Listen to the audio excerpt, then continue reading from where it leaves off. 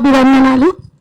నేను మొదటిసారి ఇలాంటి ఒక కార్యక్రమానికి రావడం నిజంగా అదృష్టంగా భావిస్తున్నాను. చాలా గొప్పగా ఉంది ఇంతమంది మధ్యలో నేను మాట్లాడడం అనేది.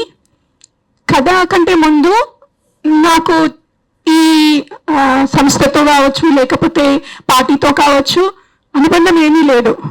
కానీ ఒక ఆత్మబంధం ఏదో ఉంది అనేసి నాకు గట్టిగా అనిపించింది ఎప్పుడు పేపర్లో మిడుకో గారి గురించి చదివిన తర్వాత. నేను 9th క్లాస్ చదువుతున్నప్పుడు మా ఇంట్లో ఒక ఉద్యమకారుడు ఒక నెల రోజుల పాటు ఉన్నాడు.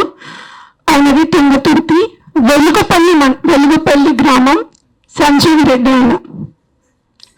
ఆయన ఎంత ప్రభావితం చేశాడు నన్ను అని అంటే, ఒక హెచ్ఎంగా పనిచేసి మంచి జీవితం, మస్తు ఎకరాల భూమి అవన్నీ పెట్టుకొని కూడా ఎంతో పెద్ద కుటుంబ నేపథ్యం నుండి కూడా అసలు విప్లవంలోకి వెళ్ళడం అనేది నాకు చాలా ఆశ్చర్యాన్ని కలిగించింది అనమాట.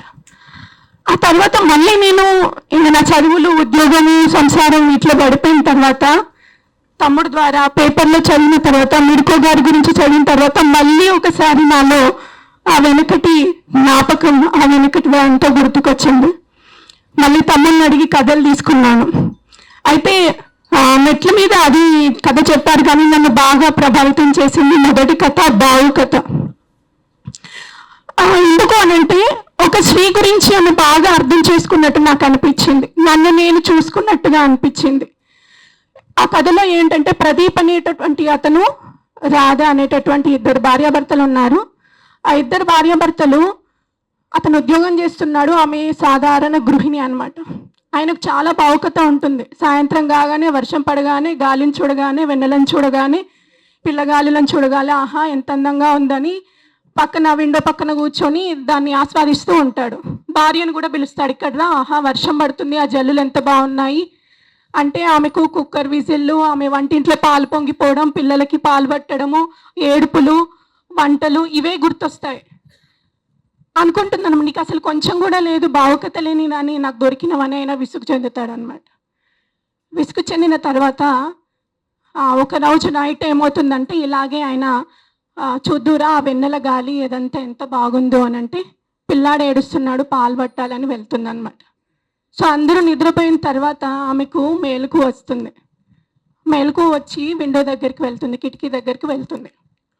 వెళ్ళిన తర్వాత అప్పుడు అనుకుంటుంది అనమాట, నాకు భావుకత లేదా, నాకు ప్రకృతిని ఆస్వాదించే గుణం లేదా, ఎందుకు లేదు నాకు. చిన్నప్పుడు ఇలాగే తమ్ముడితో ఆడుకుంటూ ఉంటే, అమ్మ పిలిచి ఆస్వాదిస్తూ ఉంటే, ప్రకృతిలో ఆడుకుంటూ ఉంటుంటే పిలిచి బాసలు తోము, బట్టలు విండు, అప్పుడు మర్చిపోయినా నేను. ఎందుకు లేదు నాకు అంటే అందుకు లేదు. వర్షంలో ఇద్దరు ఆడుతున్నారు, తమ్ముడితో పాటు అక్క కూడా ఆడుతుంది. వర్షంలో ఆడుకుంటూ ఉంటే అక్కను విడిచి కొడుతుంది అనమాట, దెబ్బలు నాకు పట్టాయి. ఇంకా అప్పుడే మర్చిపోయాను నేను ప్రకృతిని ఆరాధించడం అనేది. ఇంకా ఎట్లా గుర్తుంటుంది నాకు, నాకు లేదా హృదయం, నాకు ఆస్వాదించడం తెలియదా. పొద్దున్నే నాకు చల్లగాలులు, ఆ పిట్టల అరుపులు అవన్నీ ఆస్వాదిస్తుంటే, అమ్మో మొగుడు అనేసి వెచ్చని కాపీ కోసం ఆమె పనిలో పడిపోతుంది అనమాట. భర్త మాత్రం ఆ కిటికీ దగ్గర నిల్చొని ఆ చల్లని గాలిని ఆస్వాదిస్తూ ఉంటాడు. సో నువ్వు ఆస్వాదించడం అదైతే ఈమె ఏం చేస్తుంది, కప్పు కాపీ ఇవ్వడానికి తాపత్రయపడుతుంది. ఆయనకు వంట వండి టిఫిన్లు కట్టడానికి తాపత్రయపడుతుంది. వర్షం పడుతూ ఉంటే, మంచిగా ఆ తుప్పిర్లు పడుతూ ఉంటే అక్కడ నిల్చొని ఆస్వాదిస్తున్నటువంటి భర్తని చూస్తాం మనం తప్ప, ఆ చల్లటి గాల్లో బజ్జీలు అడుగుతాడు ఆయన, ఆ వేడి కాచుకుంటుంది అనమాట ఆమె వంటింట్లో. ఆయననేమో కిటికీ దగ్గర ఆస్వాదిస్తుంటే ఈమె వంటగదిలో బజ్జీలు వేసుకుంటూ వేడివేడిగా అవి అందించడానికి ఆ తాపత్రయంలో పడిపోయింది. ఇలాగా నేను ఎందుకు ఆస్వాదించలేను, నేను ఇట్లా అయిపోయినాను కదా, దీనికి కారణం ఎవరు అని ఆమె ఆలోచించుకుంటుంటూనే టైం వైపు చూస్తుంది, గడియారం వైపు.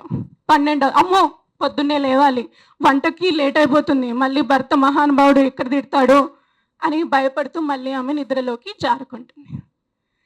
ఇది 94లో రాసినటువంటి కథ. సో అప్పుడంటే ఒక మధ్యతరగతి గృహిణి, ఆమెకు ఏమి చేయాలో అర్థం కానటువంటి పరిస్థితిలో, జాబులు లేవు, ఏమీ లేవు, అలాంటి పరిస్థితి అన్నమాట. అట్లాంటి పరిస్థితుల్లో ఉన్నటువంటి అట్లాంటి పరిస్థితులు ఉన్నాయి. కట్టుబాట్లు ఉన్నాయి. భర్తల నుంచి, అత్తల నుంచి, సమాజం నుంచి, అన్నిట్లో నుంచి ఒక మహిళ ఉద్యమంలోకి వచ్చిందంటే దాని వెనుకున్నటువంటి ఇక్కడ స్టేజ్ మీద ఉన్న తల్లిదండ్రులకి పాదాభివందనాలు చేస్తున్నాను. అలాంటి సహకారం ఏదో ఉండబట్టే అలా వెళ్ళింది. అలా వెళ్ళడానికి ఆమెకి ఏ బలమైనటువంటి నేపథ్యం అందులో వెళ్ళడానికి కారణమయ్యిందో మరి తెలియదు, కానీ చాలా గొప్పగా అనిపించింది. అయితే ఇప్పుడు మరి సాధ్యమేనా, నాకు ఇది చదివిన తర్వాత నేను వెళ్ళగలనా మరి అని నాకు అనిపించింది. అప్పుడు